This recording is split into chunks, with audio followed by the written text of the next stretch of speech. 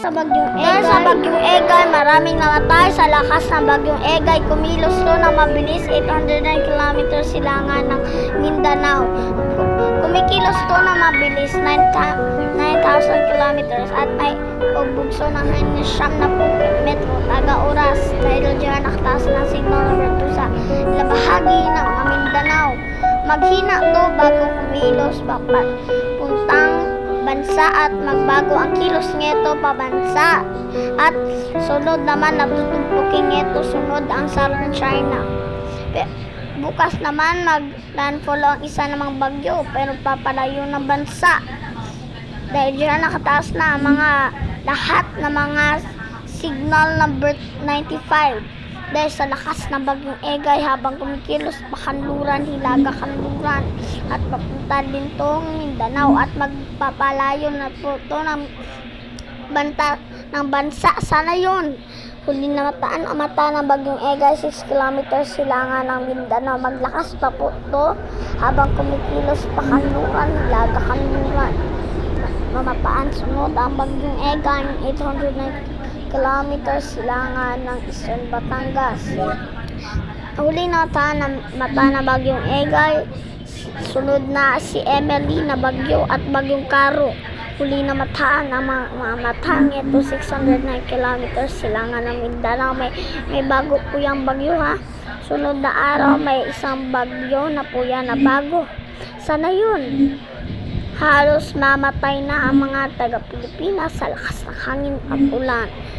Pero posibleng maglabas to ng Philippine Area of Responsibility at maglakas po to bago umikilos pa kanluran, hilaga kanluran. Mamataan to is 895 kilometers. Maglakas po to, makita nyo po 15,055 kilometers per hour. Huli na mataan kilometers silangan ng Burungan Eastern Samar sa aking sa lakas ng bagyong Egay, halos mamatay na ang mga taga-bundok sa lakas ng hangin at ulan. At mamataan po to 895 kilometers silangan ng Batangas. May tadlay po ang lakas ng hangin na 75 kilometro taga oras at pagbugso ng 70 kilometro taga oras. Dahil dyan nakataas ng signal number 2 sa Catanduanes, Albay, Subsogon, kabila na Bicol Region, Central Zone, may bahagi ng Dimaroba, east ng Albay, east ng Subsogon.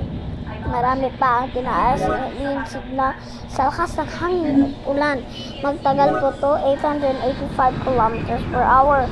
Maglakas po to bilang super typhoon. Alamin po natin to na yon sa update ng super typhoon Egay. Maglakas po to na pinakamalakas na po to sa buong mundo. Palayo po natin ang drone. Makikita po sa bansa.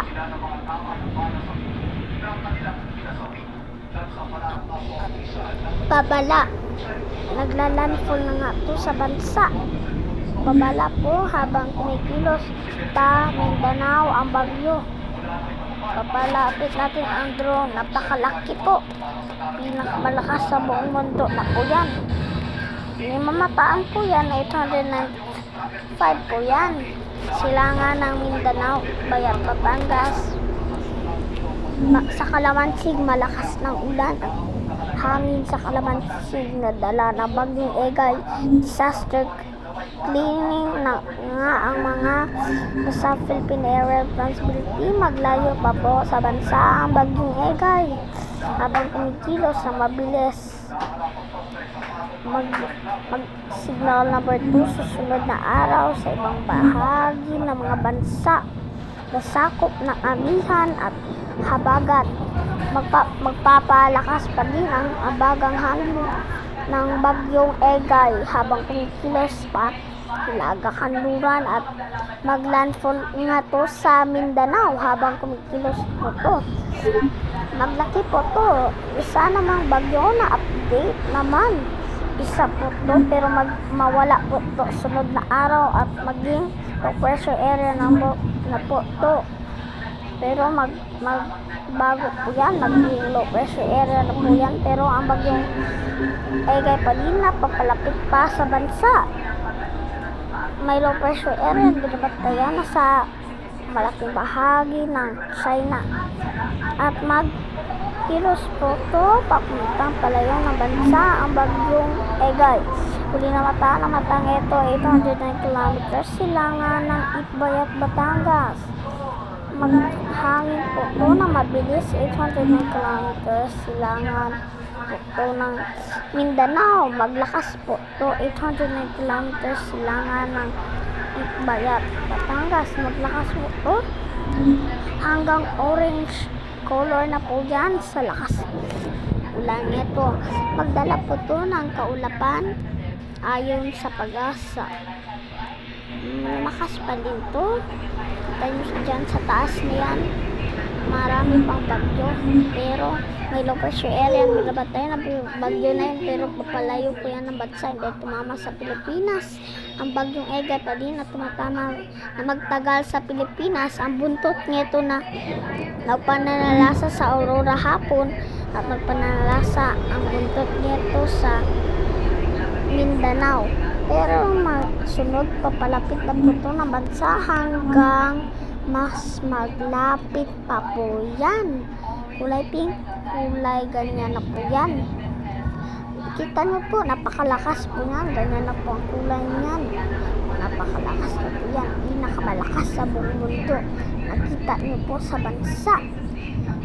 Dahil sa bagyong Egay. Maraming namatay dala ng bagyong Egay sa Mindanao. Maraming ang namatay sa lakas ng hangin at ulan na dala ng habagat ng bagyong Egay. Maki-update tayo sa bagyong Egay na lumakas na po ng weekend. Maglakas pa po ito at magpapalayo na po ito ng bansa na hindi na magpanarasa sa bansa. Pero bumago ang kilos ng ulit.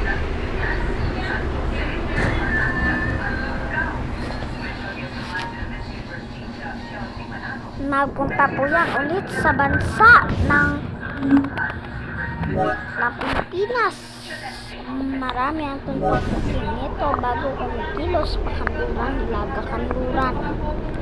Matang ito sa Mindanao. Magkina po to bago kumilos papuntang Mindanao. At maging monster storm ang bagyong Egay. Mabilis na po yan. 895 kilometers ang kilos niyan. At sunod, tapusin na po natin to. Bye guys sa ating mga updates na dala ng bagyong Egay ngayong weekend. Bye na po para sa inyo. Bye bye!